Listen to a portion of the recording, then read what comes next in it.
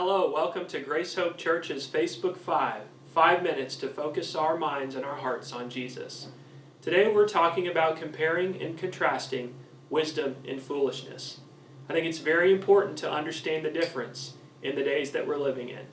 And so we're going to start in Genesis chapter 41, and we're going to start in verse 33. Now, to give you a little bit of a background of what happened, Joseph had just interpreted a dream for the Pharaoh. And the interpretation of the dream was there was going to be 7 years of plenty and then 7 years of famine. And so we pick up in verse 33. And now let Pharaoh look for a discerning and wise man and put him in charge of the land of Egypt. Let Pharaoh appoint commissioners over the land to take a fifth of the harvest of Egypt during the 7 years of abundance. They should collect all the food of these good years that are coming and store up the grain under the authority of Pharaoh, to be kept in the cities for food. This food should be held in reserve for the country, to be used during the 7 years of famine that will come upon Egypt, so that the country may not be ruled by the famine. The plan seemed good to Pharaoh and to all his officials. So Pharaoh asked them, "Can we find anyone like this man, one in whom is the Spirit of God?" Then Pharaoh said to Joseph, "Since God has made this all known to you, there is no one as discerning and wise as you. You shall be in charge of my palace, and all my people are to submit to your orders. Only with respect to the throne will I be greater than you." How many of you know that when God's Spirit is on your life, you're going to have favor with people?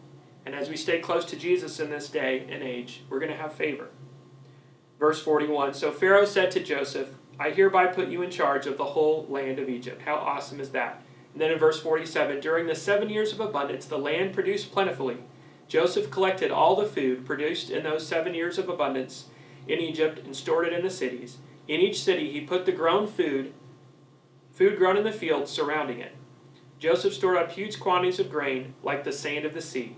It was so much that he stopped keeping records because it was beyond measure. And so verse 53, the 7 years of abundance in Egypt came to an end, and the 7 years of famine began, just as Joseph said. There was famine in all the other lands, but in the whole land of Egypt there was food. When all Egypt began to feel the famine, the people cried to Pharaoh for food. Then Pharaoh told all the Egyptians, "Go to Joseph and do what he tells you." What I love about this story is not only does Joseph help the whole land of Egypt, but he also helps his family. And he helps his brothers and his father, and he is able to see great things happen through the gift that God gave him. So let me encourage you today, the gift that God gave you will make room for you if you use it and operate in faith. I guarantee you at the time when Joseph interpreted this dream, there were people that probably looked at him like he was a little bit off. But guess what? God gave him favor, and God provided for not only him, but his whole family through this experience. And then now we're going to look at foolishness briefly. In 2 Kings chapter 5, the prophet Elisha has just miraculously been able to heal, through the power of God, Naaman. And so in chapter 5, verse 15, then Naaman and all his attendants went back to the man of God. He stood before him and said, "Now I know that there is no God in all the world except in Israel. Please accept now a gift from your servant."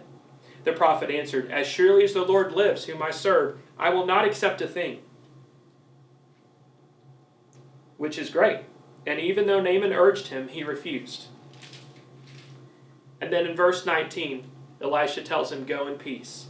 And then after Naaman had traveled some distance, Gehazi, the servant of Elisha, the man of God, said to himself, "My master was too easy on Naaman, this Aramean, by not accepting from him what he brought. As surely as the Lord lives, I will run after him and get something from him." So Gehazi hurried after Naaman. When Naaman saw him running toward him, he got down from the chariot to meet him. "Is everything all right?" he asked.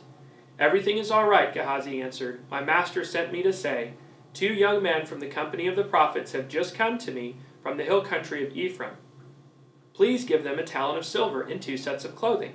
"By all means, take 2 talents, said Naaman. He urged Gehazi to accept them, and then tied up the 2 talents of silver in 2 bags with 2 sets of clothing. When Gehazi came to the hill, he took the things from the servants and put them away in the house. He sent the men away, and they left. Then he went in and stood before his master Elisha. "Where have you been, Gehazi?" Elisha asked. "Your servant didn't go anywhere." Gehazi answered, but Elisha said to him, "Was not my spirit with you when the man got down from his chariot to meet you? Is this the time to take money or accept clothes, olive groves, vineyards, flocks, herds, or men servants and maidservants? Naaman's leprosy will cling to you and to your descendants forever." Then Gehazi went from Elisha's presence, and he was leprous, as white as snow. What do we learn from these two contrasting stories?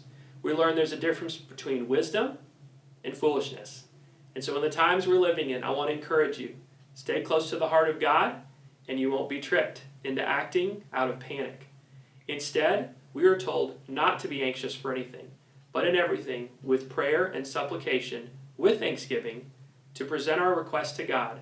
And then the peace of God, which guards our hearts, will pass all understanding and guard our hearts and minds in Christ Jesus. I'm so thankful that you joined us today for Facebook 5, and we'll see you next time.